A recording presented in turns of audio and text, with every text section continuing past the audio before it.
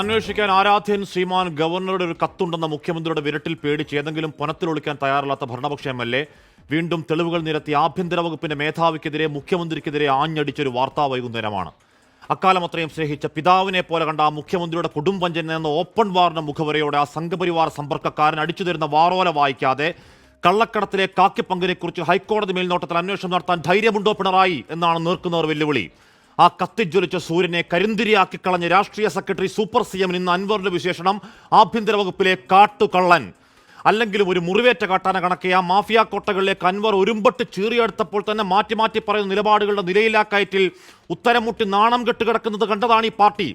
ഈ കേരളത്തിന്റെ ക്രമസമാധാനക്കാരൻ ബോംബെ അധോലോക മോഡലാണെന്ന്, RSSന്റെ അഞ്ചാം പത്തിയാണെന്ന്, കൊലപാതകയാണെന്ന്, അതിനൊക്കെ അയാൾക്ക് കഞ്ഞി വെച്ച് കൊടുക്കുന്നത് രാഷ്ട്രീയ സെക്രട്ടറിയാണെന്ന് ആവർത്തിച്ചപ്പോൾ അൻവറെ നിർത്തിപ്പൊക്കോ എന്ന് രോഷപ്പെടാൻ ഒറ്റ നേതാവിന് നാവ് പൊന്തിയിട്ടുണ്ടോ? RSSന്റെ മേധാവിമാരുമായുള്ള സമ്പർക്കപ്പെടൽ CPM നയമാണോ എന്ന രാഷ്ട്രീയ ചോദ്യത്തിന് ബബ്ബ മറുപടി കാലത്താണ് ഒടുവിൽ മുഖ്യമന്ത്രിയുടെ വാർത്താ വരവ്. പാർട്ടിക്കാർക്ക് പോലും ബോധ്യപ്പെടാത്ത ന്യായം ചമക്കൽ, അധികാരത്തിന്റെ അഹങ്കാര വർത്താനം, ചാപ്പയടിക്കൽ, ചേർത്തുപിടിക്കൽ. ശേഷം നേതാക്കൾക്ക് നാക്കമുളച്ചെങ്കിലും അടിത്തട്ടിൽ ഒരു ബ്രാഞ്ച് പ്രവർത്തകന് പോകട്ടെ, ഒരു SFI യൂണിറ്റ് സെക്രട്ടറിക്കെങ്കിലും ബോധ്യമായോ ഒരു പാർട്ടി സാമാജികനെ കള്ളക്കച്ചവടക്കാരനാക്കിയത് ഇപ്പോൾ മാത്രം അയാളുടെ രാഷ്ട്രീയ DNA ചികഞ്ഞതിന്റെ ഗതികെട്ട രാഷ്ട്രീയ യുക്തി? പാർട്ടിയൊന്ന് ഡിഫൻസിലാകുമ്പോഴേക്കും സൈബർ വഴികളിൽ കാട്ടുതീ പോലെ ആളിപ്പിടിക്കുന്ന കടന്നൽ കൂട്ടത്തിൽ ആരെങ്കിലും മുഖ്യമന്ത്രിയുടെ വാക്കുകൾ പിണറായിടാ എന്ന് BGM ഇട്ട് എഴുന്നള്ളിക്കുന്നത് കണ്ടോ? സഖാക്കൾ വാഴ്ത്താത്ത വിജയന്റെ വാർത്താ സമ്മേളനം വാഴ്ത്തിപ്പാടിയ ഒരു നേതാവിന്റെ പേര് RV ബാബു, ഹിന്ദു ഐക്യവേദി സംസ്ഥാന അധ്യക്ഷനാണ്. ഈ കേരളം ചങ്കുപൊട്ടിക്കണ്ട വിലാപകാലത്ത് അർജുന്റെയും മനാഫിന്റെയും മതം ചെയ്യാനും മാത്രം മനസാക്ഷി കെട്ട നേതാവിന്റെ വകയാണ് CPM. നിങ്ങൾക്കുള്ള വിജയവാഴ്ത്തുക്കൾ. അൻവർ തലകുനിക്കണമെങ്കിൽ അത് ദൈവത്തിനും പാവം പാർട്ടിക്കാർക്കും മാത്രമെന്നും ആഭ്യന്തര വകുപ്പ് വാഴാൻ വിജയൻ ഒരു കഴിവുകെട്ടവനാണെന്നും നെഞ്ചുവിരിക്കുന്ന അധികാരപക്ഷ MLAക്ക് നേരെ ഇനി ചാപ്പകളുടെ കുത്തൊഴുക്കാണ്. RSSകാരനാക്കും, സുഡാപ്പിയാക്കും, ചിലപ്പോൾ പരനാറിയാക്കും. എന്നിട്ട് കേസിൽ കുടുക്കി അഴിക്കുള്ളിലാക്കിയാലും പരമാവധി അങ്ങ് കഴിമരം കയറ്റിയാലും ചോദിച്ച ചോദ്യങ്ങളുടെ മറുപടിയില്ലായ്മ നിങ്ങളുടെ രാത്രികളെ പൊള്ളിക്കില്ലേ നവനേതാക്കളെ? ഇടതുവിരുദ്ധ രാക്കാല കൂട്ടുകെട്ടുകൾ, തുരങ്ക സൗഹൃദങ്ങൾ, കേസട്ടിമറിക്കലുകൾ തുറന്നു പറയലാണ്. അതിന് എത്ര കച്ചവടക്കാരനാണെങ്കിലും കയ്യേറ്റക്കാരനാണെങ്കിലും സാംസ്കാരിക സിംഹങ്ങളുടെ അണ്ണാക്കിൽ പിരിവട്ടിയ കാലത്ത് ഈ പോക്കൊരു മുടിഞ്ഞ പോക്കാണെന്നും അത് ബംഗാൾ വഴിയിൽ പാർട്ടിയുടെ മൂക്കിൽ പഞ്ഞിവെച്ച് ആറടി മണ്ണിൽ അടക്കലാണെന്നും വിറയ്ക്കാതെ പറയുന്ന അൻവറെ കോമ്രേഡെ, താങ്കൾ ഈ കെട്ടകാലത്തിന്റെ ചുവപ്പൻ പ്രതീക്ഷ. പ്രിയ പ്രേക്ഷകർക്ക് എൻകൗണ്ടർ പ്രൈമിലേക്ക് സ്വാഗതം.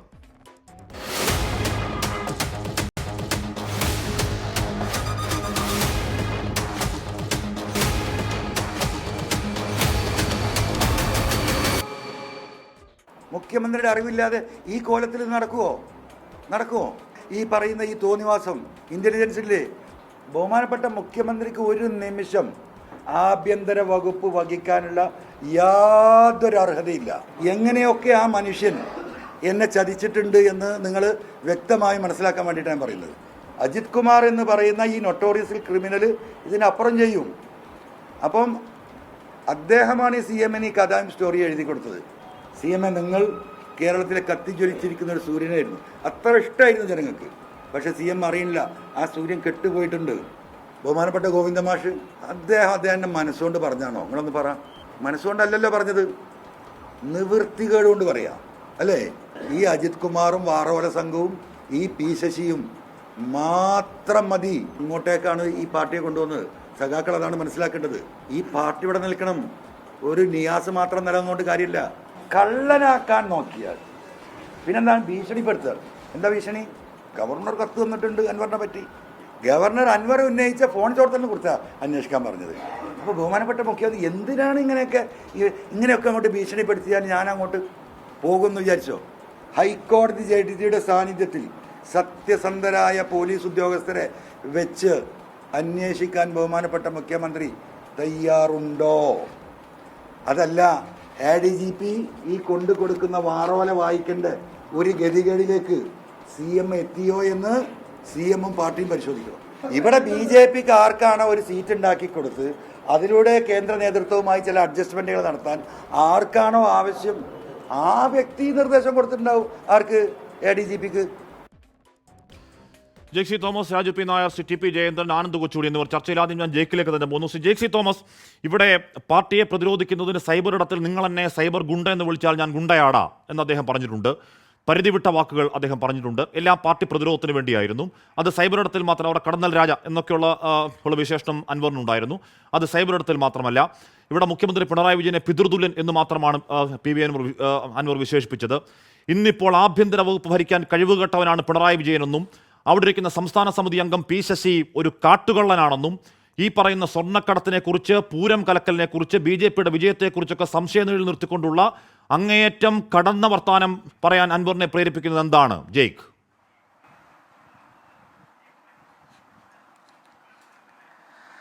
അത് അദ്ദേഹത്തിന്റെ വാർത്താ സമ്മേളനത്തിൽ അദ്ദേഹം തന്നെ സംശയങ്ങൾക്ക് ഇടമില്ലാത്തവണ്ണം വിശദീകരിച്ചിട്ടുണ്ടെന്നാണ് പറയുന്നത്.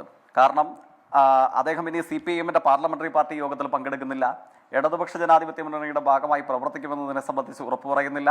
അദ്ദേഹം ഏറ്റവും അടുത്ത ദിവസം തന്നെ ആദ്യം നിലമ്പൂരെന്നോ പിന്നീട് ഇപ്പോൾ കൊണ്ടോട്ടിയെന്നോ കേൾക്കുന്നു, അവിടെ എവിടെയോ വലിയ പൊതുയോഗം വിളിക്കാൻ വേണ്ടി പോകുന്നു, തൻ്റെ ശക്തി കാണിക്കാൻ വേണ്ടി പോകുന്നു എന്നാണ് പറയുന്നത്. അപ്പോൾ തന്നെ എന്താണ് അദ്ദേഹത്തിന്റെ ഉദ്ദേശ ലക്ഷ്യം എന്നതിനെ സംബന്ധിച്ച് ഇത്തരം കാര്യങ്ങൾ ലളിതമായി വിലയിരുത്തുന്ന ഏതു സാധാരണക്കാരനായ മനുഷ്യനും മനസ്സിലാക്കാൻ കഴിയുന്നതാണ്. ഇപ്പോൾ ആ മാധ്യമ പ്രവർത്തനം എന്ന നിലയിൽ അങ്ങ് ഓർക്കുന്നുണ്ടാകും, ഇദ്ദേഹത്തിന്റെ നിലമ്പൂർ MLAയുടെ ഈ വാർത്താ സമ്മേളനങ്ങളുടെയൊക്കെ ആവിർഭാവം, അദ്ദേഹം ഈ പ്രശ്നങ്ങളെയൊക്കെ ബ്രീഫ് ചെയ്യുന്നതിന്റെ തുടക്കം, അദ്ദേഹത്തിന്റെ അസംതൃപ്തിയുടെ കനൽ എരിഞ്ഞു തുടങ്ങുന്നത് ഇവിടെ നിന്നാണ്. മറുനാടൻ മലയാളി എന്ന അഖില ലോക തെമ്മാടിയുടെ ഒരു വാർത്താ ചാനലിനെതിരെ അദ്ദേഹം നടത്തിയ നിയമ പോരാട്ടം, ആ നിയമ പോരാട്ടത്തെ കേരളത്തിലെ പോലീസും അല്ലെങ്കിൽ മുഖ്യമന്ത്രിയുടെ ഓഫീസിലെ ചിലരും ചേർന്ന് ദുർബലപ്പെടുത്തി ഈ ആരോപണത്തിൽ നിന്നാണ് അദ്ദേഹം ആരംഭിക്കുന്നത്. പക്ഷെ ഇന്ന് പരിശോധിച്ച് നോക്കുന്ന ഇന്നത്തെ വാർത്താ സമ്മേളനത്തിൽ അദ്ദേഹം ഉന്നയിച്ചിട്ടുള്ള എത്രയോ കാര്യങ്ങൾ, അതിനൊക്കെ അദ്ദേഹം തെളിവ് നാളെ കൊണ്ടുവരുമെങ്കിൽ നമുക്ക് അപ്പോൾ ചർച്ച ചെയ്യേണ്ടതായിട്ടുണ്ട്. പക്ഷേ അദ്ദേഹം ഉന്നയിച്ച എത്രയോ കാര്യങ്ങൾ പല കാലയളവിൽ അദ്ദേഹം തന്നെ എതിർത്തു എന്നും മാധ്യമപ്രവർത്തകരുടെ ലോകത്തിലോ മാധ്യമങ്ങളുടെ ഇടത്തിലോ നമുക്ക് ചേർത്ത് വെക്കാനേ കഴിയാത്ത ഈ അഖില ലോക വൃത്തികെട്ടവന്റെ ചാനലിൽ നിന്ന് പുറത്തേക്ക് വമിച്ച വിഷയങ്ങളെ പലതും ഇന്ന് അദ്ദേഹം എടുത്തണിയുന്നത് കണ്ടു. മുഖ്യമന്ത്രിയുടെ പോലീസിനെ ജനറലൈസ് ചെയ്തുകൊണ്ടാണ് അദ്ദേഹം സംഘപരിവാരത്തിന്റെ അടിമയാക്കി ചിത്രീകരിക്കാൻ വേണ്ടി ശ്രമിച്ചത്. കേരളത്തിന്റെ പൊതുമരാമത്ത് വകുപ്പ് മന്ത്രിയെ സംബന്ധിച്ച് എന്തിനധികം പറയുന്നു, അദ്ദേഹത്തിന്റെ തന്നെ ഡൊമൈനിൽ പരിശോധിച്ചാൽ 10-12 പോസ്റ്റ് കേരളത്തിന്റെ പൊതുമരാമത്ത് വകുപ്പ് മന്ത്രിയുടെ നേതൃത്വത്തിൽ നടത്തപ്പെട്ട പ്രവർത്തനങ്ങൾ അതിനെ പുകഴ്ത്തിക്കൊണ്ടും അതിലെ ശരികളെ ആവോളം പ്രചരിപ്പിച്ചുകൊണ്ടും അതോടൊപ്പം അദ്ദേഹത്തിനെതിരെ പ്രചരിപ്പിക്കുന്ന ഇത്തരം കുയുക്തികളെ ചോദ്യം ചെയ്തുകൊണ്ടും ഇദ്ദേഹം തന്നെ പ്രചരിപ്പിച്ച എഴുത്തുകൾ നമുക്ക് കാണാൻ വേണ്ടി കഴിയും. പക്ഷെ ഇന്ന് എന്ത് ചെയ്യുകയാണ്, ഒരു രാത്രി ഇരുട്ടി വെളുക്കുമ്പോൾ അദ്ദേഹം തന്നെ മുമ്പ് എന്തൊക്കെ ചവച്ചു തുപ്പിയിട്ടുണ്ടോ മറുനാടൻ മലയാളി അതൊക്കെ എടുത്തണിയുന്ന ഒരു രൂപമായി, ഒരു പ്രതീകമായി ഇന്ന് അദ്ദേഹം മാറുകയാണ്. അൻവറിന്റെ വഴി എങ്ങോട്ടേക്കാണെന്നുള്ളത് സംശയങ്ങൾ കടമില്ലാത്തവണ്ണം ഇന്ന് അദ്ദേഹം തന്നെ അൻവറിന്റെ വഴി എങ്ങോട്ടേക്കാണെന്ന് എന്നത് വരും ദിവസങ്ങളിൽ വ്യക്തമാകട്ടെ. പക്ഷെ അൻവർ ഇവിടെ മുസ്ലിം ലീഗിനെ പൂർണ്ണാർത്ഥത്തിൽ തള്ളിപ്പറയുകയാണ്, കോൺഗ്രസിനെ പൂർണ്ണാർത്ഥത്തിൽ തള്ളിപ്പറയുകയാണ്. അൻവർ തള്ളിപ്പറയാത്തത് ആരെയാണ്? അൻവറിന്റെ ദൈവത്തെ തള്ളിപ്പറയുന്നില്ല. ചോറ് പൊതിയുന്ന, ഓട്ടോ ഓടിക്കുന്ന, ഈ പാർട്ടിക്ക് വേണ്ടി ഗ്രൗണ്ടിൽ പ്രവർത്തിക്കുന്ന നിലമ്പൂരെ സഖാക്കളെ അടക്കം അടിത്തട്ടിലെ പാവം സഖാക്കളെ തള്ളിപ്പറയുന്നില്ല.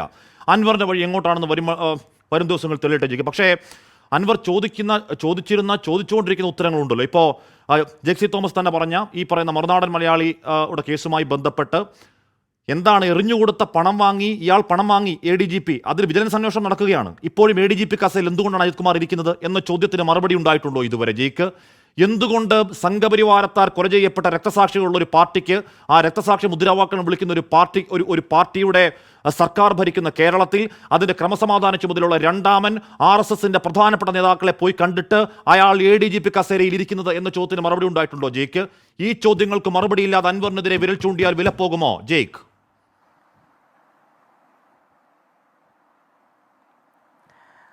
അങ്ങയുടെ തന്നെ ഓർമ്മയിൽ അങ്ങ് തന്നെ ഇതേപോലെ നീണ്ട ഇൻട്രോകൾ ഇദ്ദേഹത്തെക്കുറിച്ച് നടത്തിയിട്ടുള്ള എത്ര ചർച്ചകൾ ഉണ്ടാകും? ഇദ്ദേഹത്തിന്റെ റിസോർട്ടിനെ സംബന്ധിച്ച്, ഇദ്ദേഹത്തിന്റെ തടയണയെ സംബന്ധിച്ച്, ഇദ്ദേഹം നടത്തിയിട്ടുള്ള മറ്റു പ്രവർത്തനങ്ങളെ സംബന്ധിച്ച് എത്ര ഇൻട്രോ നടത്തിയിട്ടുള്ള എത്ര ചർച്ചകൾ ഉണ്ടാകും? അങ്ങനെ ആരോപണം വന്നപ്പോഴൊക്കെ നടപടിയെടുക്കാനായിരുന്നെങ്കിൽ PV അൻവർ ഇന്നലെ വരെ ഇടതുപക്ഷ ജനാധിപത്യ മുന്നണിയുടെ ഭാഗമായി CPIMന്റെ പാർലമെന്ററി പാർട്ടി അംഗമായിരിക്കുമായിരുന്നോ? ഇല്ലായിരുന്നല്ലോ. ഓരോ ആരോപണങ്ങളെ സംബന്ധിച്ച് ഞങ്ങൾ അന്വേഷണം നടത്തിയിട്ടുണ്ട്. നടത്തപ്പെട്ട അന്വേഷണത്തിൽ PV അൻവറിന്റെ ഭാഗത്ത് തെറ്റുണ്ടായിരുന്നെങ്കിൽ ആ തെറ്റ് തിരുത്തി ഇടതുമുന്നണിയുടെ ഭാഗമായി ഇടതുപക്ഷത്തിന്റെ പ്രവർത്തകരായി നിൽക്കണമെന്ന് പറഞ്ഞിട്ടുണ്ട്. അദ്ദേഹം അങ്ങനെ നിന്നിട്ടുണ്ട്. അപ്പോൾ ആരോപണങ്ങൾ ഉന്നയിക്കുമ്പോൾ ഓടിപ്പോയി തലവെട്ടിയെടുത്ത് താരത്തിൽ കൊണ്ടുവന്ന് വെക്കുകയല്ല. ആരോപണം ഉന്നയിക്കുമ്പോൾ തലവെട്ടി താരത്തിൽ കൊണ്ട് എടുത്തു വെക്കാനായിരുന്നെങ്കിൽ ഇടതുപക്ഷ ജനാധിപത്യ മുന്നണിയും സർക്കാരും CPIMും ആദ്യം എടുത്തു വെക്കേണ്ടി വരുന്ന MLAയുടെ തല PV അൻവറിന്റേതായിരുന്നേ. അതായിരുന്നില്ല ശരി. ഞങ്ങൾ സ്വീകരിച്ച സമീപനം അതായിരുന്നില്ല. ഞങ്ങൾക്ക് മാത്രമല്ല കേരളത്തിൽ സംഘടിതമായി പ്രവർത്തിക്കുന്ന പ്രവർത്തിക്കുന്ന ഒരു പ്രസ്ഥാനങ്ങൾക്കും അങ്ങനെ സ്വീകരിക്കാൻ കഴിയില്ല. അങ്ങൊന്ന് ആലോചിച്ച് നോക്ക്, 24 വാർത്താ ചാനൽ അങ്ങയുടെ ഒരു സഹപ്രവർത്തക അവർക്കെതിരെ ഒരു ആരോപണം വരുന്നു. 24 ന്യൂസിന്റെ അഡ്മിൻമാർ എന്താ ആദ്യം ചെയ്യുക, അതിന്റെ തലപ്പത്തിരിക്കുന്നവർ എന്താ ചെയ്യുക? ആരോപണം വന്ന അന്നേരം തന്നെ നിങ്ങൾ നേരെ 24 ന്യൂസിന്റെ പടിക്ക് പുറത്ത്, എന്നിട്ട് അന്വേഷണം. അങ്ങനെയാണോ? അങ്ങനെയല്ലല്ലോ. ഏത് ആരോപണം വന്നാലും വസ്തുതകളുടെയും നമ്മുടെ മുമ്പിൽ തെളിവുകളുടെയും ഇവിടെ ഈ പറയുന്ന ക്രിമിനൽ ആണെന്നുള്ള ആരോപണം, ഇയാൾ കൊലപാതകയാണെന്നുള്ള ആരോപണം, ഇയാൾ ദാവൂദ് ഇബ്രാഹിം മോഡലാണെന്നുള്ള ആരോപണം, ഇയാൾ കള്ളക്കടത്തുകാരനാണെന്നുള്ള ആരോപണം, ദുബായിൽ ഒരു മലയാളി കടത്താൻ സ്വർണം വാങ്ങിയാൽ അതിന്റെ വിവരം അപ്പോൾ ഇവിടെ കിട്ടുന്ന വലിയ റാക്കറ്റിന്റെ ഭാഗമാണെന്ന ആരോപണം, അതൊക്കെ അന്വേഷണത്തിൽ ചെയ്യട്ടെ. ഇവിടെ അന്വേഷണത്തിൽ തെളിയേണ്ടാത്തൊരു കാര്യമുണ്ടല്ലോ, അത് ദത്താത്രേയ ഹോസാബലയും റാം മാധവനെയും ഇടതുപക്ഷ കേരളത്തിലെ ഇടതുപക്ഷ നയം നടപ്പാക്കേണ്ട ഒരു മുഖ്യമന്ത്രി ഭരിക്കുന്ന ആഭ്യന്തര വകുപ്പിലെ ക്രമസമാധാന ചുമതല എന്ന പ്രധാനപ്പെട്ട ചുമതലയുള്ള ഒരാൾ പോയി കണ്ടു. ജെയ്സി തോമസ്, ഇവിടെ അയാൾ RSS മേധാവിമാരെ പോയി കണ്ടത് എന്തിനുമാകട്ടെ, അത് അന്വേഷണത്തിൽ വ്യക്തമാകട്ടെ. പക്ഷെ അതിനകത്തൊരു ധാർമ്മിക ചോദ്യമില്ലേ?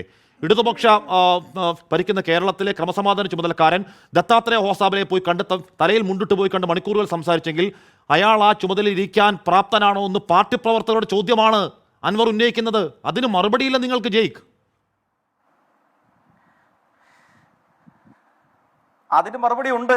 CPM-ന്റെ സംസ്ഥാന സെക്രട്ടറി തന്നെ പറഞ്ഞില്ലേ, നിങ്ങളടങ്ങുന്ന മാധ്യമ സമൂഹത്തിന്റെ ചോദ്യത്തിന് നിങ്ങൾ തൃപ്തരാണോ? ഞങ്ങൾ തൃപ്തരല്ല. കേരളത്തിന്റെ ക്രമസമാധാന ചുമതലയുള്ള ഒരു പോലീസ് ഉദ്യോഗസ്ഥൻ ഇന്ത്യൻ സംഘപരിവാർ രാഷ്ട്രീയത്തിന്റെ വർഗീയവാദിയായിട്ടുള്ള ഒരുത്തന്റെ തിണ്ണനിരങ്ങേണ്ട ആളല്ല. ഞങ്ങൾക്ക് ആ നിലപാടുണ്ട്, ഞങ്ങളുടെ പാർട്ടിക്ക് ആ നിലപാടുണ്ട്. അതുകൊണ്ടാണ് ഇപ്പോൾ എന്ത് ചെയ്യപ്പെടുന്നത്? അടക്കം ഇപ്പോൾ അങ്ങ് നിങ്ങൾ ചൂണ്ടിക്കാണിച്ച മുഖ്യമന്ത്രിക്ക് ആ നിലപാടില്ല. മുഖ്യമന്ത്രി കടുപ്പിച്ച് പറയുന്ന ആരോപണത്തിന് പേരിൽ ആരെയും പുറത്താക്കില്ല എന്നാണ് കടുപ്പിച്ച് മുഖ്യമന്ത്രി പറയുന്നത്. RSSന്റെ തിണ്ണനിറങ്ങിയ ADGPയെ മുഖ്യമന്ത്രി ചേർത്ത് പിടിക്കുകയാണ്. അത് അൻവർ എന്ന് പറയുകയാണ്. അത് പാർട്ടി പ്രവർത്തകർ ജയിക്കിന്റെ അടക്കം വികാരമാണ്, അല്ലേ?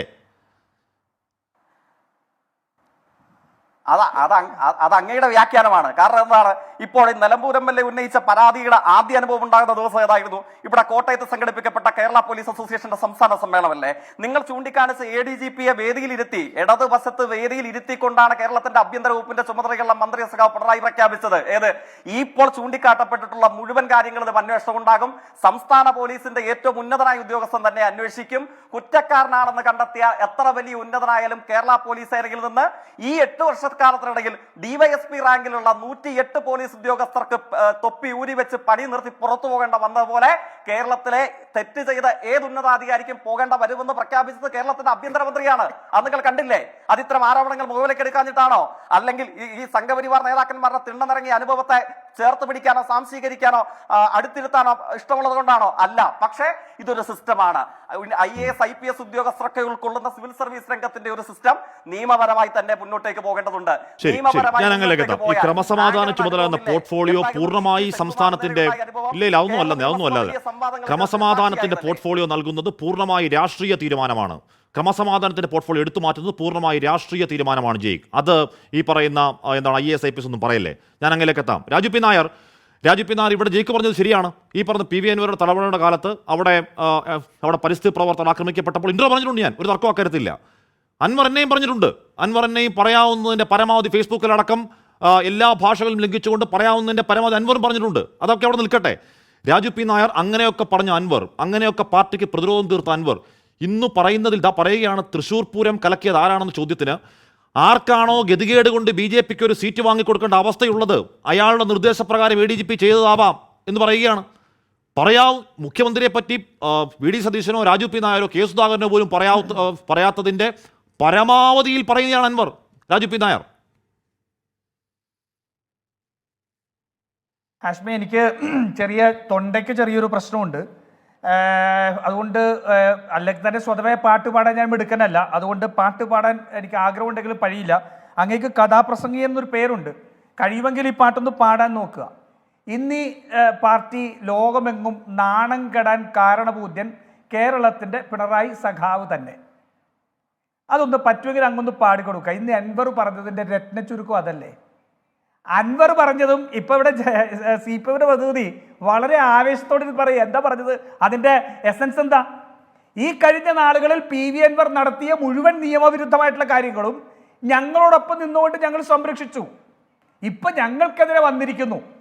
അതുകൊണ്ട് ഞങ്ങൾ ഇനി PV അൻവറിനെ ഡിസ്ക്രെഡിറ്റ് ചെയ്യുക. ഇവരുടെ ഏറ്റവും വലിയ ആയുധമാണ്. ഒരു ആള് ആരോപണം ഉന്നയിച്ചാൽ അയാളെ അപ്പൊ തന്നെ അയാളുടെ വിശ്വാസ്യത ഇല്ലാതെയാക്കാൻ നോക്കുക. PV അൻവർ എന്നുള്ളത് മാറ്റിവെക്കുക. അദ്ദേഹം പറഞ്ഞ കാര്യങ്ങൾ നോക്കുക. ഒന്ന്, പിണറായി അവസാനത്തെ കമ്മ്യൂണിസ്റ്റ് മുഖ്യൻ സ്വർണ്ണക്കടത്തിൽ പങ്കാളി, പിണറായി എന്ന സൂര്യൻ കെട്ടുപോയി, പി ശശി കാട്ടുകള്ളൻ, ADGP അജിത് കുമാർ സ്വർണ്ണക്കടത്തുകാരൻ, ഉന്നത നേതാക്കൾ അഴിമതിക്കാർ, തൃശൂർ BJPക്ക് പിണറായി നൽകിയ സമ്മാനം, റിയാസ് മാത്രം രക്ഷപ്പെട്ടാൽ പോരാ, കോടിയേരി അന്ത്യയാത്രയിൽ അപമാനിച്ചു, മുഖ്യമന്ത്രി ആഭ്യന്തര നിൽക്കട്ടെ, പൂരം കലക്കിയത് BJPക്ക് വേണ്ടി, പിണറായി RSSനോട് സന്ധിയിൽ, ADGP മുഖ്യനെ അങ്കിൾ എന്നാണ് വിളിക്കാറ്, പാർട്ടിയിൽ ഗോവിന്ദൻ മാസ്റ്റർക്ക് പോലും രക്ഷയില്ല, പിണറായി ചതിയനാണ്. ഞാൻ ചോദിക്കട്ടെ, നിങ്ങളുടെ എല്ലാം നേതാക്കൾ നേതൃതലത്തിൽ ഒറ്റക്കെട്ടാണ്, നിങ്ങളുടെ എല്ലാം നേതാക്കൾ കൈകോർത്ത് നിൽപ്പാണ്. അത് കേസ് അട്ടിമറിക്കലടക്കം അങ്ങോട്ടും ഇങ്ങോട്ടുമുള്ള കൊടുക്കൽ വാങ്ങലിലടക്കം എല്ലാ രാഷ്ട്രീയ പാർട്ടികളുടെയും ടോപ്പ് ലെവൽ, താഴേക്കിടയിലെ അണികൾ മണ്ടന്മാർ, ടോപ്പ് ലെവലിലെ നേതാക്കൾ നല്ല കൈകോർത്ത് നല്ല സൗഹൃദ വഴിയാണെന്ന് കുഞ്ഞാലിക്കുട്ടി അടക്കം ചൂണ്ടിക്കാട്ടി പറയുന്നുണ്ട് കേട്ടോ അൻവർ.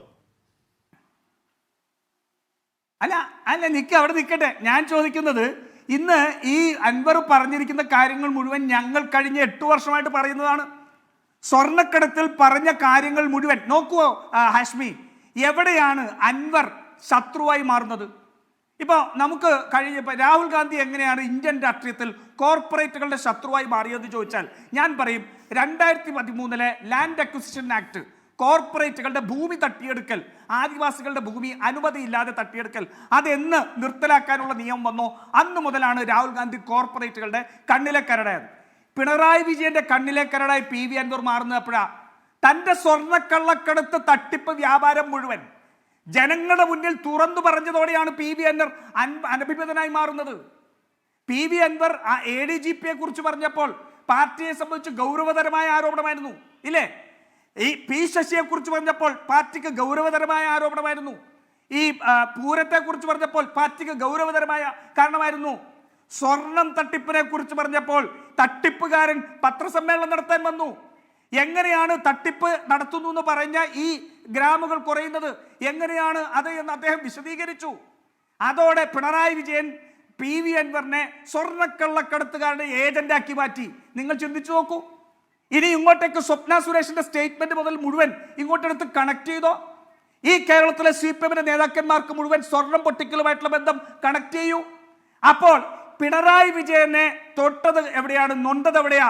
തന്റെ ഏറ്റവും പ്രധാനപ്പെട്ട വരുമാനം അൻവർ ഇല്ലാതെയാക്കാൻ പോകുന്നു. അതാണ് പ്രശ്നം. സ്വർണ്ണ തട്ടിപ്പിന്റെ ക്രിമിനൽ ബുദ്ധിയോടുകൂടി നേതൃത്വം കൊടുക്കുന്നത് പിണറായി വിജയനാണ്. തന്റെ ബിസിനസ്, അൻവറിന്റെ ബിസിനസിനെ പ്രശ്നം ഉണ്ടായപ്പോഴാണ് അൻവർ പ്രശ്നം ഉണ്ടാക്കിയത്, ഇല്ലേ? പക്ഷെ പിണറായി വിജയന്റെ ബിസിനസിനെ പ്രശ്നം ഉണ്ടാകുമ്പോഴാണ് അൻവർ ശത്രുവായി മാറുന്നത്. നിങ്ങൾ ആലോചിച്ച് നോക്കൂ. ഈ രാഹുൽ ഗാന്ധിയെ പോലും ആക്ഷേപിക്കാൻ ഉപയോഗിക്കപ്പെട്ട ഒറ്റ മിനിറ്റ് ജയ്പോത്ത പാർട്ടി സംസ്ഥാന സെക്രട്ടറി MV ഗോവിന്ദൻ സംസാരിക്കുകയാണ് മാധ്യമങ്ങൾ. അദ്ദേഹത്തിന്റെ വാക്കുകളിലേക്ക്.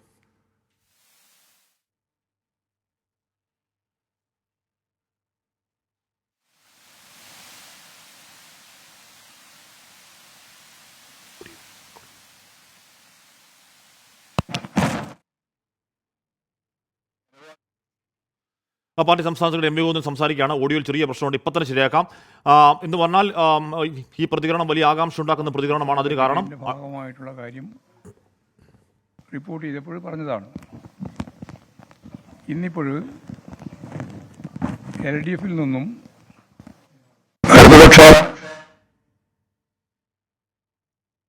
മാറുന്ന തരത്തിലുള്ള സ്റ്റേറ്റ്മെൻ്റാണ് നൽകിയിട്ടുള്ളത് എന്നാണ് മനസ്സിലാക്കാൻ സാധിച്ചത്.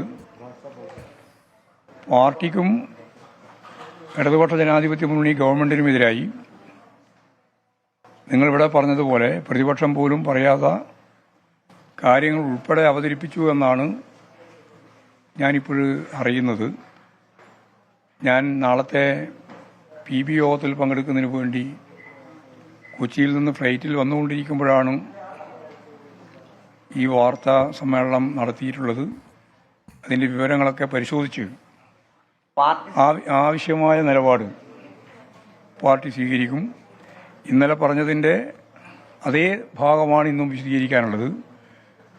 ഇടതുപക്ഷ ജനാധിപത്യ മുന്നണി ഗവൺമെൻറ്റിനും പാർട്ടിക്കുമെതിരായി വലതുപക്ഷ മാധ്യമങ്ങളും പ്രതിപക്ഷ രാഷ്ട്രീയ പ്രസ്ഥാനങ്ങളും പറയുന്നതിനോടൊപ്പം ചേർന്ന് പാർട്ടി വിരുദ്ധ ഗവൺമെൻറ് വിരുദ്ധ നിലപാട് സ്വീകരിക്കുന്ന സമീപനം ആവർത്തിക്കരുത് എന്ന് ഇന്നലെ പറഞ്ഞതാണ്. അത് സംബന്ധിച്ച് പാർട്ടി വ്യക്തമായ നിലപാട് സ്വീകരിച്ചുകൊണ്ട് പറയേണ്ടതായി പറയും എന്നാണ് പറയാനുള്ളത്.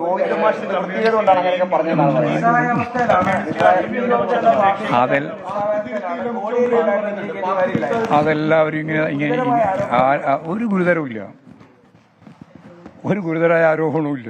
ആരോപണം ഇല്ലാത്തതാണ് പ്രശ്നം. അതൊക്കെ അതുകൂടെ അതെ വിശദമായിട്ട് കാര്യങ്ങൾ നാളെ പറയാം.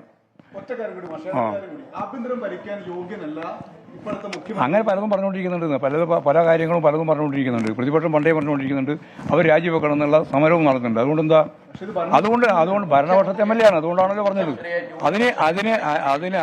അതിന് അനുവദിക്കരുത് എന്ന് അദ്ദേഹത്തോട് പറഞ്ഞപ്പോൾ വീണ്ടും അത് അതേ രീതിയിൽ തന്നെ ആവർത്തിച്ചുകൊണ്ടിരിക്കുന്നു. സ്വാഭാവികമായിട്ടും ആലോചിച്ച് ആവശ്യമായ നിലപാട് സ്വീകരിക്കുന്നേ. അതല്ലേ പറഞ്ഞത്, ഇതെല്ലാം പറഞ്ഞുകൊണ്ടിരിക്കാന്ന്. ആയിക്കോട്ടെ.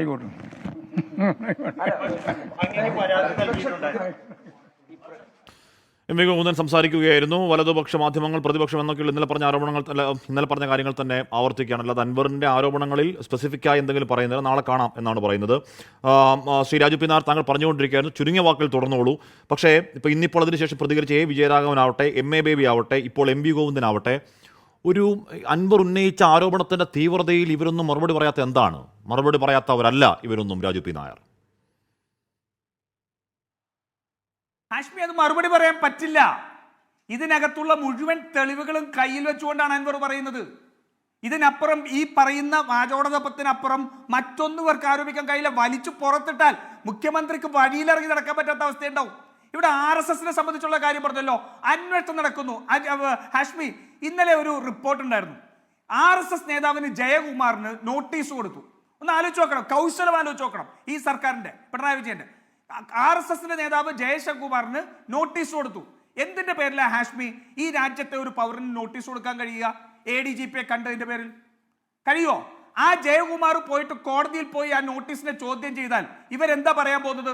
നോക്കൂ, കോടതിയിൽ പോയി, കോടതി പറഞ്ഞു ഒരു കേസുമില്ല, പിന്നെ നിങ്ങൾ എന്തിനാണ് വിലപിക്കുന്നത്? ഇതല്ലേ ചോദിക്കാൻ പോകുന്നത്? ഇതിനല്ലേ നടത്തിയത്? പകരം ചെയ്യേണ്ടത് എന്തായിരുന്നു?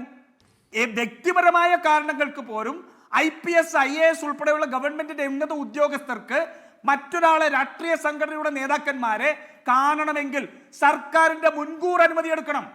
ജയകുമാറിന് നോട്ടീസ് കൊടുക്കുന്നതിന് മുമ്പ് അല്ലെങ്കിൽ തന്നെ RSS എന്ന് പറയുമ്പോഴേക്ക് RSSക്ക് DGP ഓഫീസിലേക്ക് പോവാണോ? അവിടെ എന്താണ് സംസാരിച്ചത്? ഞങ്ങൾ പൂരങ്കലക്കൊക്കെ സംസാരിച്ചു എന്നൊക്കെ മണിമണി പോലെ പറയുകയാണോ? ഉടായിപ്പല്ലെന്നേ. ഞാൻ തിരികെ ഇടവേള ക്ഷമിക്കണം, ഞാൻ ഇടവേള TP കേന്ദ്ര മാഷിലേക്കും ആനന്ദ് കൊച്ചുകൂടി പൂർത്തിയാക്കുള്ളൂ. ഹാഷ്മി, 10 സെക്കൻഡ് നോക്കൂ. ഈ നേരം വരെ ADGPയോട് നിങ്ങൾ എന്തിനാണ് RSSന്റെ 2 നേതാക്കന്മാരെ 10 ദിവസത്തിനിടയിൽ പോയി കണ്ടത് എന്ന് വിശദീകരണം ചോദിച്ചിട്ടില്ല. മനസ്സിലാക്കൂ ഇതെങ്ങനെയാണ് അട്ടിമറിക്കുന്നത് എന്നുള്ളത്. ആദ്യം പറയാൻ ബാധ്യതയുള്ള ഉദ്യോഗസ്ഥൻ ADGPയാണ്. അയാളോട് വിശദീകരണം ചോദിക്കാതെ ഈ രാജ്യത്തെ സാധാരണ ഒരു പൗരൻ, അത് RSS എന്ന് പറയുന്ന തീവ്രവാദി സംഘടനയുടെ നേതാവാണ്, അത് രാഷ്ട്രീയം മറ്റൊന്ന്. പക്ഷെ ഒരു പൗരൻ എന്ന നിലയിൽ ഒരാളെ ചെന്ന് കണ്ടതിന് വിശദീകരണം ചോദിച്ചാൽ ഈ രാജ്യത്തെ ഏതെങ്കിലും കോടതി നിൽക്കുമോ? ഇവർക്ക് ആവശ്യം ശരി, അല്ലെങ്കിൽ തന്നെ വിളിച്ചാൽ ഇവരൊക്കെ പോവുന്നേ. ഇപ്പൊ ദത്താത്രേയ ഹോസാബിലേക്ക് നോട്ടീസ് കൊടുക്കാന്ന് വെച്ചോ, ഹോസാബിലെ വരുമോ വിമാനം പിടിച്ച്?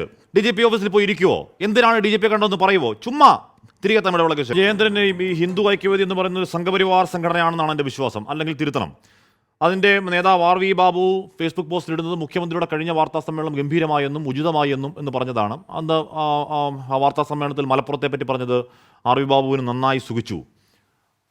ഇന്നിപ്പോൾ അൻവറിൻ്റെ വാർത്താ സമ്മേളനം. BJP ഇപ്പോൾ നിൽക്കുന്നത് അൻവറിനൊപ്പമാണോ മുഖ്യമന്ത്രിക്കൊപ്പമാണോ ശ്രീ TP ജയേന്ദ്രൻ?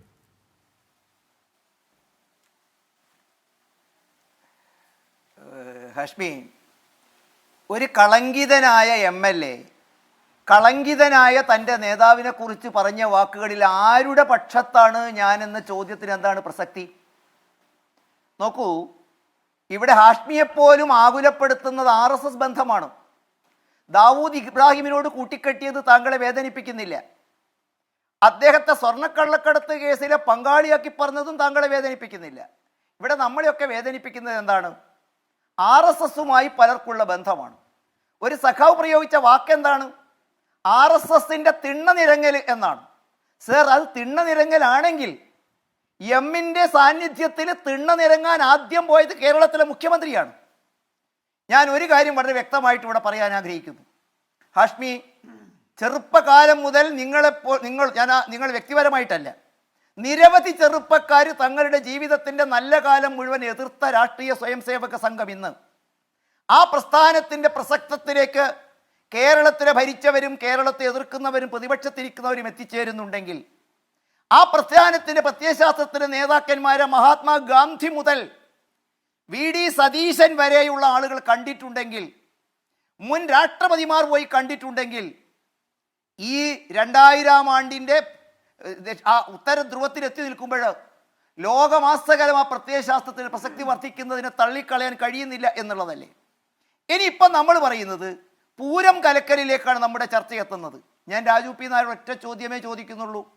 അല്ല, KPCC ഒരു ഉപസമിതിയെ നിശ്ചയിച്ച് ആ തൃശ്ശൂരിലെ തോൽവിയെക്കുറിച്ച് പഠിക്കാൻ വേണ്ടിയിട്ട് 5 മാസം എടുത്ത് പഠിച്ച റിപ്പോർട്ടിൻ്റെ പത്രമാധ്യമങ്ങൾ പുറത്തു വന്ന റിപ്പോർട്ട് നമ്മുടെ മുമ്പിലുണ്ട്, അറിവ് നമുക്കുണ്ട്. അല്ല രാജു പി നായർ, എവിടെയെങ്കിലും T Siddique, KC Joseph, R Chandrasekharan, ഇവർ പ്രഗത്ഭന്മാരൊന്നും അല്ലല്ലോ, 5 വർഷം ഗവേഷണം നടത്തി എത്തിയിടത്ത് എന്താ പറയുന്നത്? പ്രതാപന്റെ അസാന്നിധ്യം, തിരിച്ചുപോക്ക്, തൃശ്ശൂർ DCCയുടെ കൊള്ളരുതായ്മ, ആ കൊള്ളരുതായ്മയിൽ തൻ്റെ സേവന പ്രവർത്തനങ്ങളുമായി സുരേഷ് ഗോപി വർഷങ്ങൾക്ക് മുമ്പ് പ്രവർത്തനത്തിനിറങ്ങി. ഒന്നും കൂടി പറഞ്ഞു, നിങ്ങളിപ്പോൾ ആവർത്തിച്ച RSS CPM ബാന്ധവം. രാജു പി നായർ, ഒറ്റ ചോദ്യം, ഒരു പ്രമേയം കേരള പ്രദേശ് കോൺഗ്രസ് കമ്മിറ്റി പാസ്സാക്കുമോ? ഇങ്ങനെ RSSുമായി ബന്ധമുള്ള അവരുടെ ദേശീയ പാർട്ടി പദവി ഇന്ന് നിലനിർത്താൻ സഹായിച്ച CPMനെ സഹായിച്ച കോൺഗ്രസിൻ്റെ ഇന്ത്യ മുന്നണിയിൽ നിന്നും CPMനെ മാറ്റി നിർത്താൻ നിങ്ങൾ തയ്യാറാണ് എന്ന് പറയാൻ നിങ്ങൾ തയ്യാറാകുമോ? പകരം ഇന്ന് അൻവർ സൂചിപ്പിച്ച കാര്യങ്ങൾ എന്താണ്? ഐസ്ക്രീം പാർലർ കേസ് മുതൽ, തിരുവനന്തപുരത്തെ രാപ്പകൽ സമരം മുതൽ, TP വധം മുതൽ, ജോൺസൺ മാവുങ്കലിൻ്റെ പുരാവസ്തു കേസ് വരെയുള്ള വിഷയങ്ങളിൽ പരസ്പരം ഒത്തുതീർപ്പായതിനെ കുറിച്ച് ചൂണ്ടിക്കാണിച്ചുവോ? ഇനി അദ്ദേഹം BJPയെ കുറിച്ചാണോ? കേരളത്തിലെ സർവ്വസന്നാഹമുള്ള ഒരു മന്ത്രിസഭയുണ്ടല്ലോ, അന്വേഷിക്കട്ടെ. ഞങ്ങൾ ഇക്കാര്യം ഉറപ്പിച്ചു പറയുന്നു.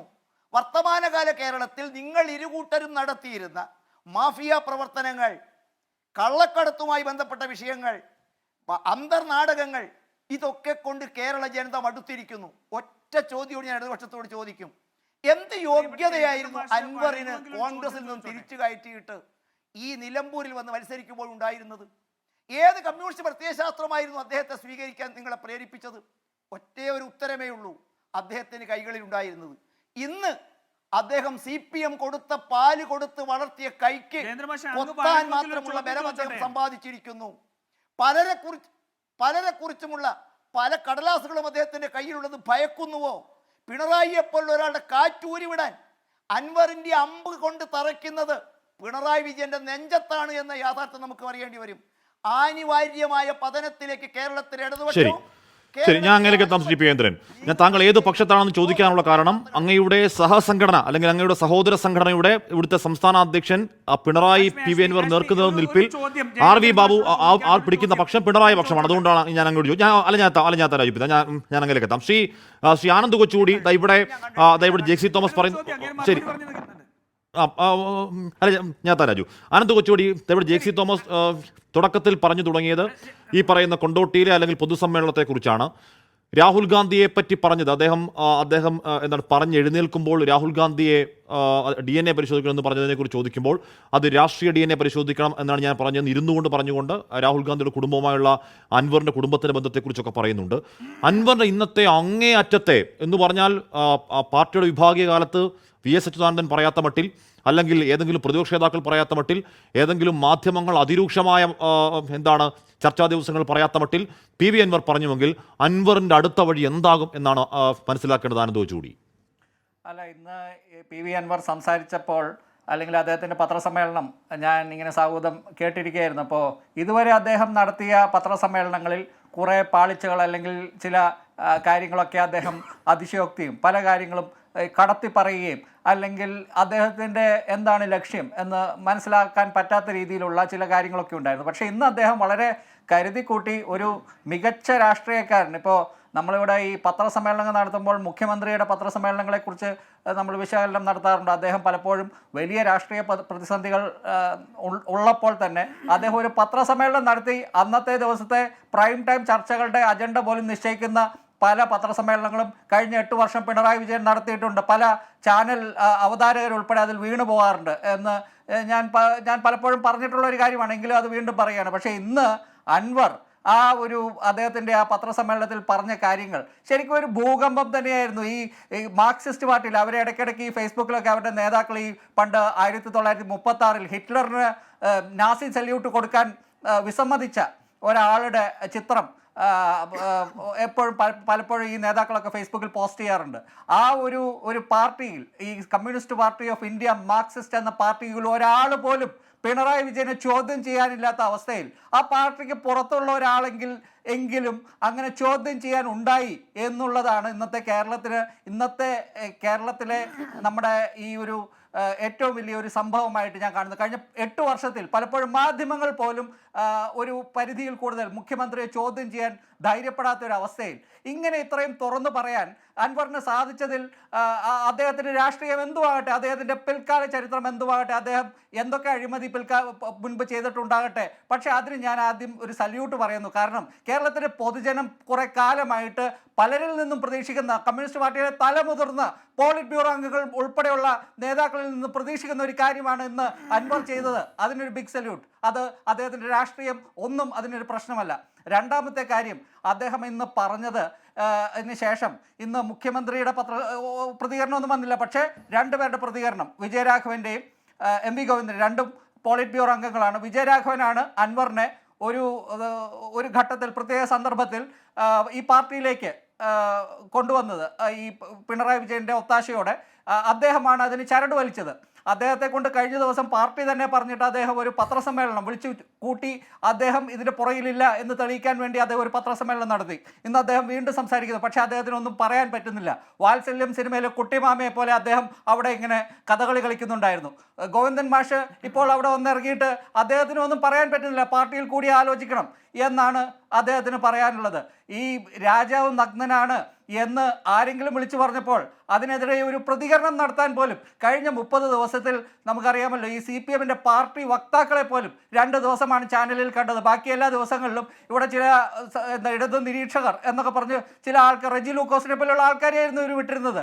ഇതാണ് ഇപ്പോഴത്തെ CPM എന്ന പാർട്ടിയുടെ അവസ്ഥ എന്ന് നമ്മൾ മനസ്സിലാക്കണം. അൻവർ പറഞ്ഞ ചില കാര്യങ്ങൾ, അതായത് ഇവിടെ എല്ലാ പാർട്ടികളും ഉന്നത നേതാക്കൾ തമ്മിലുള്ള ബന്ധം, തൃശ്ശൂർ പൂരം എങ്ങനെയാണ് കലക്കിയത്, അതിന് മുഖ്യമന്ത്രിയുടെ സ്വന്തം അദ്ദേഹത്തിൻ്റെ കേസുകൾ, മകളുടെ കേസുകൾ, റിയാസ് മാത്രം മതിയോ എന്ന് ചോദിക്കുന്ന ചോദ്യം, ഇതെല്ലാം വളരെ പ്രസക്തമാണ്. ഇവിടെ ഈ ഉന്നത നേതാക്കൾ പല കോൺഗ്രസിൻ്റെയും BJP-യുടെ, ഇവിടെ BJP-യുടെ TP ജയചന്ദ്രൻ മാഷ് പറയുന്നുണ്ട് ഇവിടെ കോൺഗ്രസിൻ്റെയും CPM-ൻ്റെ നേതാക്കളുടെ കാര്യം. അപ്പോൾ BJP-യുടെ കാര്യമോ, ഇവിടെ K സുരേന്ദ്രനെതിരെ 3 കേസുകൾ, കൊടകര കുഴൽപ്പണ കേസ്, ജാനുവിന് പണം കൊണ്ട് കൊടുത്ത കാര്യം, മറ്റേ കാസർഗോഡ് അദ്ദേഹത്തിൻ്റെ അപരന് പണം കൊടുത്ത്, മൊബൈൽ ഫോൺ കൊടുത്ത് പിന്മാറ്റിയ കേസ്, ഇതിലെല്ലാം സർക്കാരിൻ്റെ കയ്യിൽ തെളിവുണ്ട്.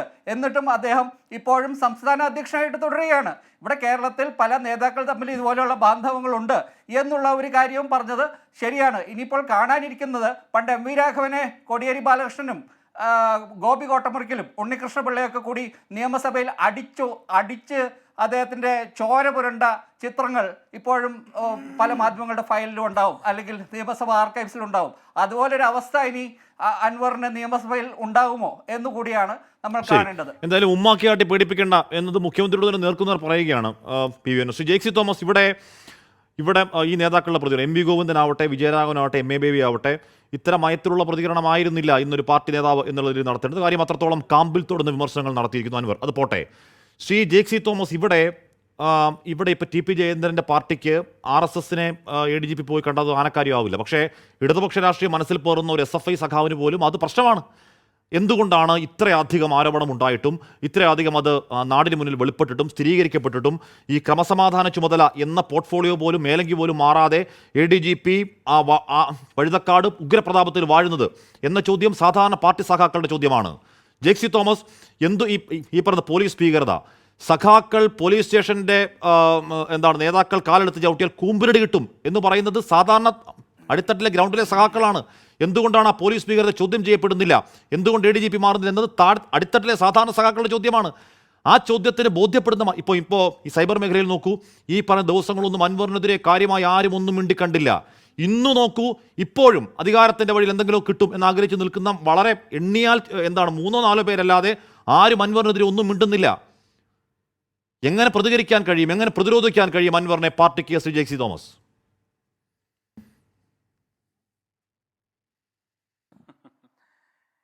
തീർച്ചയായിട്ടും ഞാൻ അങ്ങയുടെ ചോദ്യത്തിന്റെ മറുപടിയിലേക്ക് വരാം. സ്വാഭാവികമായി ഇത്തരം ഒരു ചർച്ചയിൽ ഏറ്റവും കൂടുതൽ ചോദ്യങ്ങൾ ഉണ്ടാവുക എന്നോടാണ്. ഏറ്റവും കൂടുതൽ ചർച്ചകൾ, എതിർസ്വരങ്ങൾ കേൾക്കേണ്ടി വരിക സ്വാഭാവികമായി ഇടതുപക്ഷ രാഷ്ട്രീയത്തിന്റെ CPIMന്റെ പ്രതിനിധിയായി വന്നിരിക്കുന്ന ആൾക്കാണ്. അങ്ങ് മര്യാദയോടുകൂടെ നമ്മുടെ സഹപാനലിസ്റ്റുകൾക്ക് അനുവദിച്ച അതേസമയം അവരുടെ വിമർശനങ്ങൾക്കുള്ള മാന്യമായ മറുപടി പറയാൻ എനിക്ക് അനുവദിക്കണം എന്ന് തുടക്കത്തിൽ തന്നെ അഭ്യർത്ഥിക്കുകയാണ്. എന്തായാലും കോൺഗ്രസ് പ്രതിനിധിയുടെ ആദ്യ ഭാഗത്തെ വാദങ്ങളൊക്കെ ഗംഭീരമായി.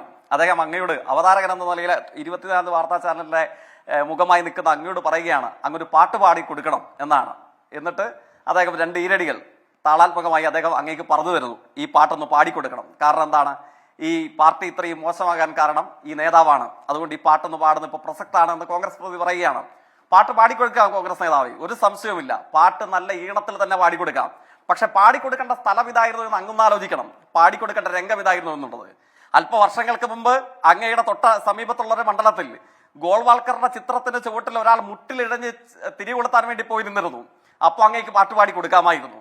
അല്പവർഷങ്ങൾക്ക് പിന്നെയും പുറകിൽ എടക്കാട് കമ്മ്യൂണിസ്റ്റുകാരിൽ നിന്നും സംരക്ഷണം തീർക്കാൻ RSSന് കാവൽ നിന്നിട്ടുണ്ട് എന്ന് ഒരു മാന്യൻ പറഞ്ഞു. അങ്ങയുടെ പാർട്ടിയുടെ ഇപ്പോഴത്തെ പ്രസിഡന്റ് താളാത്മകമായി ആഫീസിൽ പോയി കാണുമ്പോൾ RSSന് കാവൽ നിന്ന തഴമ്പുള്ള KPCC പ്രസിഡന്റിനെ കാണുമ്പോൾ അങ്ങേക്ക് ആ തഴമ്പ് തിരുമ്മി കൊടുത്തുണ്ടെന്ന് പാടായിരുന്നു. RSSനെ സുഖിപ്പിക്കാൻ, CPM-കാരിൽ നിന്ന് സംരക്ഷണം തീർക്കാൻ നമ്മുടെ കോൺഗ്രസ് പാർട്ടിയുടെ പ്രസിഡന്റ് ആ പാരമ്പര്യമുള്ള നേതാവാണ്. ആ പാട്ടൊന്ന് പാടിക്കൊടുക്കണമായിരുന്നു. MG കോളേജിൽ CI മോഹനചന്ദ്രൻ നായരെ ബോംബെറിഞ്ഞ് കൊല്ലാൻ ശ്രമിച്ച RSSന്റെ പ്രവർത്തകരുടെ കേസ് പിൻവലിച്ചു കൊടുത്തല്ലോ. ആരാ പിൻവലിച്ചു കൊടുത്തത്? നമ്മുടെ മുൻ മുഖ്യമന്ത്രിയല്ലേ, പരിശുദ്ധ പദവി ആരോപിക്കപ്പെടുന്ന മുൻ മുഖ്യമന്ത്രി.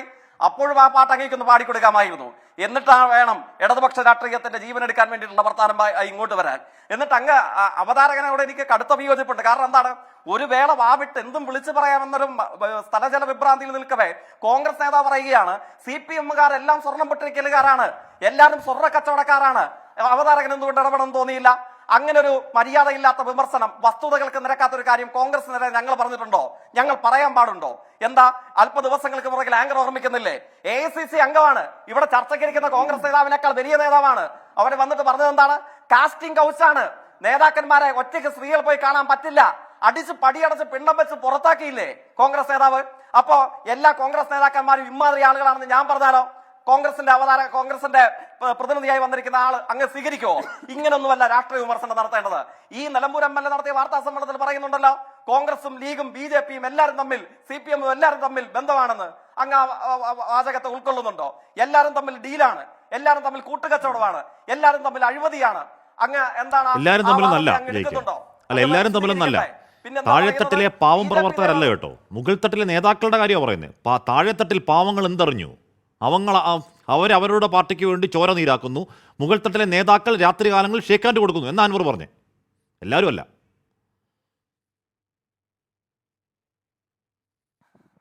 ഞാൻ ഉദ്ദേശിച്ചത് കേരളത്തിൽ പ്രവർത്തിക്കുന്ന എല്ലാ രാഷ്ട്രീയ പ്രസ്ഥാനങ്ങളുടെയും സംസ്ഥാന നേതൃപദവി അലങ്കരിക്കുന്നവർ തമ്മിൽ ഇമാതിരി ഒരു ബന്ധമുണ്ട്.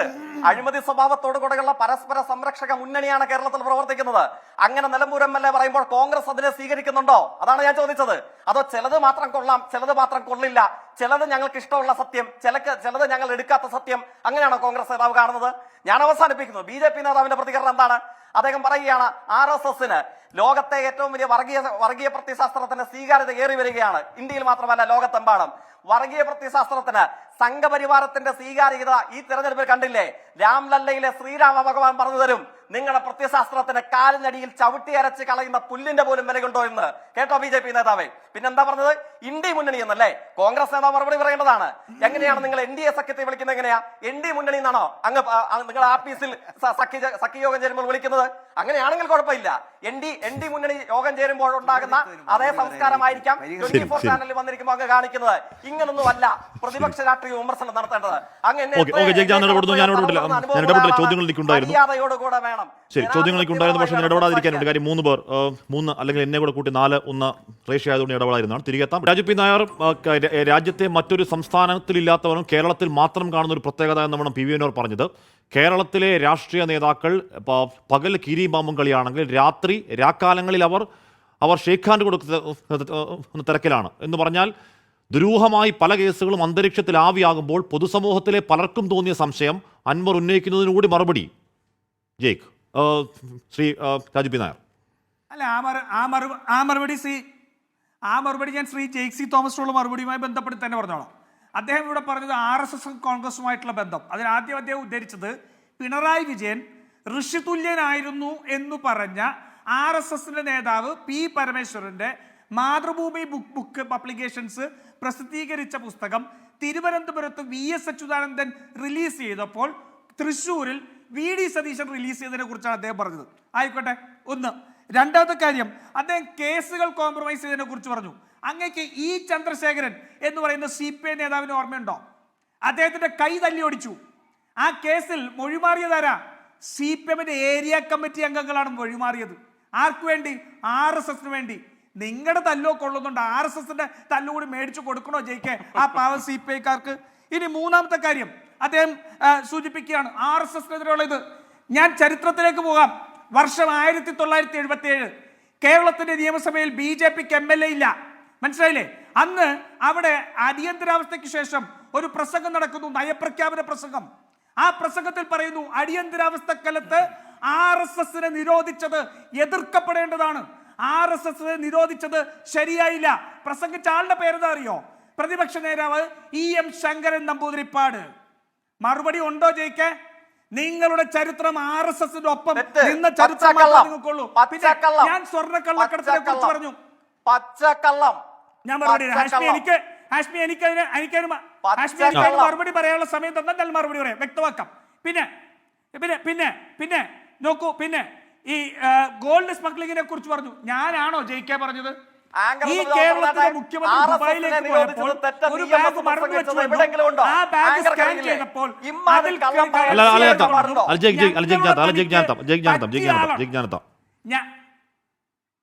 ഞങ്ങളുടെ പണിക്ക് പറ്റിയ ആളാണെന്ന് സ്വപ്ന സുരേഷാണ് കസ്റ്റംസിന് മൊഴി കൊടുത്തത്.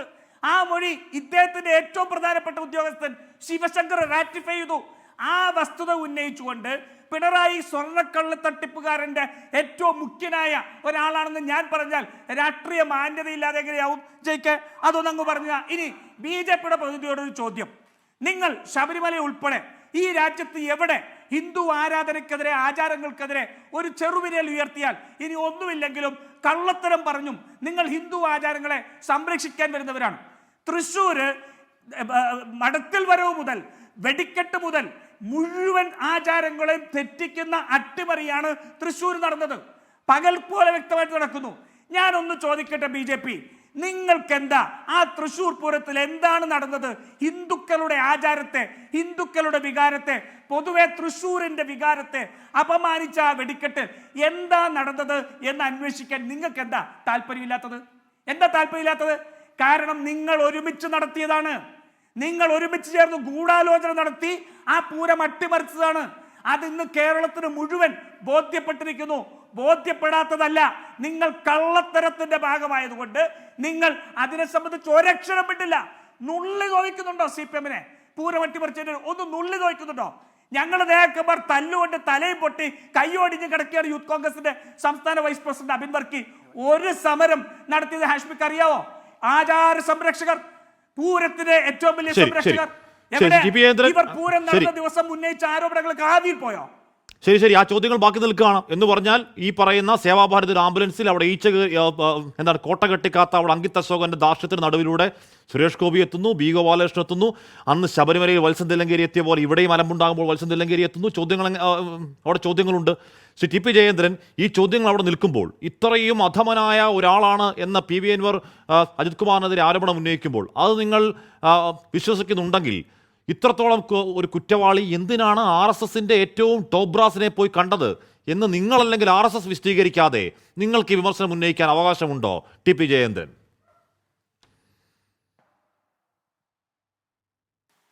ഹാഷ്മി, ഇത് ചിലത് ഹാഷ്മിയുടെ ചോദ്യമുണ്ട്, ചിലത് നമ്മുടെ പാവം നായരുടെ ചോദ്യമുണ്ട്. അതിന് മുമ്പ് ജയിക്ക് എന്നെ മര്യാദ പഠിപ്പിക്കാൻ വന്നത്, ജയിക്ക് മര്യാദ നമ്മൾ അങ്ങോട്ടും ഇങ്ങോട്ടും ചാനലിൽ വന്ന് പഠിപ്പിക്കേണ്ടതാണോ? പുതുപ്പള്ളിയിലെ ജനങ്ങൾ നിങ്ങളെ മര്യാദ പഠിപ്പിച്ചത് നിങ്ങളുടെ മുമ്പിലില്ലേ?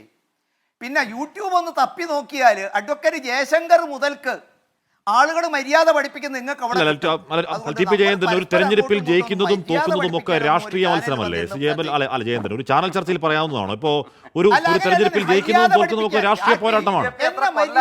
അങ്ങനെ വ്യക്തിപരമായി പറയണോ? അല്ലാതെ വ്യക്തിപരമായി പറയണോ? മര്യാദ പഠിപ്പിക്കാൻ വന്ന ആ പദങ്ങൾ നിങ്ങൾ തടയേണ്ടതായിരുന്നു. മര്യാദ പഠിപ്പിക്കാൻ എന്ന പദവും പറഞ്ഞപ്പോൾ നിങ്ങൾ തടയാത്തതുകൊണ്ടാണ് ഞാൻ ഇത് പറയേണ്ടി വന്നത്. ഞാൻ എന്റെ വിയോജിപ്പ് അറിയിച്ചാണ്. നിങ്ങൾ ഈ പറയുമ്പോൾ അവനൊക്കെ BJP ഓഫീസിൽ പോയി വിളിക്കണം.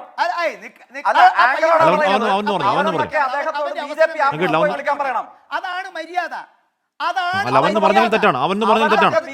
അല്ല ശരി, അവന്ന് പറഞ്ഞാൽ തെറ്റാണ്. ഇവിടെ വന്ന് ഇറങ്ങരുത്. അദ്ദേഹം സംസാരിക്കാൻ വേണ്ടിയില്ല. ശരി, പറയട്ടെ. അല്ല, മിണ്ടിയിട്ടില്ല.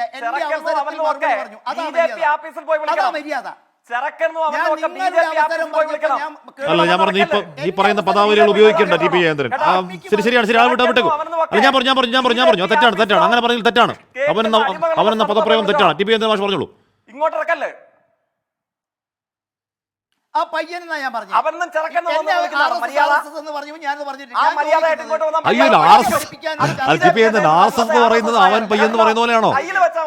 അല്ല, ഞാൻ RSS എന്ന് പറയുന്ന അവൻ എന്ന് പറയുന്ന പോലെയാണോ? അല്ലല്ലോ, അത് താങ്കൾക്ക് ബഹുമതിയല്ലേ? അല്ല, കയ്യിലൊന്നും അല്ല, അത് ഇവിടെ തന്നെ വെക്കും. ജയിക്കെ നിങ്ങൾ വന്ന് ഞമ്മക്ക് ക്ലാസ് എടുക്കണ്ട. നിങ്ങൾക്ക് നിങ്ങളുടെ രാഷ്ട്രീയ വാദങ്ങൾ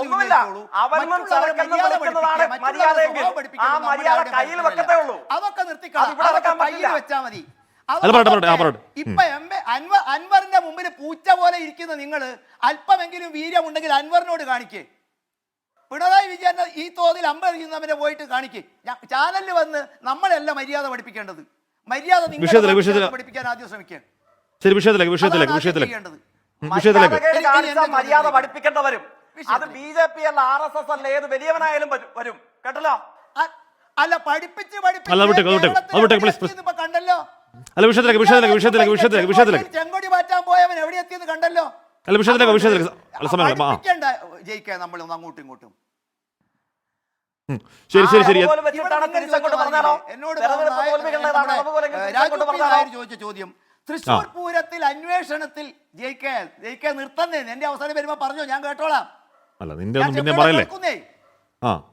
ആ മര്യാദയൊക്കെ ഞാൻ കാണിക്കാം. നിന്റെ അവസരം എന്റെ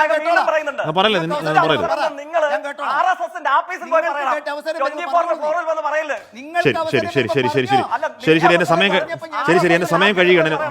എന്റെ സമയം പൂർണ്ണമായി കഴിയുകയാണ്. 1 മണിക്കൂർ പോരാ ഈ വിഷയം ചർച്ച ചെയ്യാൻ എനിക്ക് നന്നായി അറിയാം.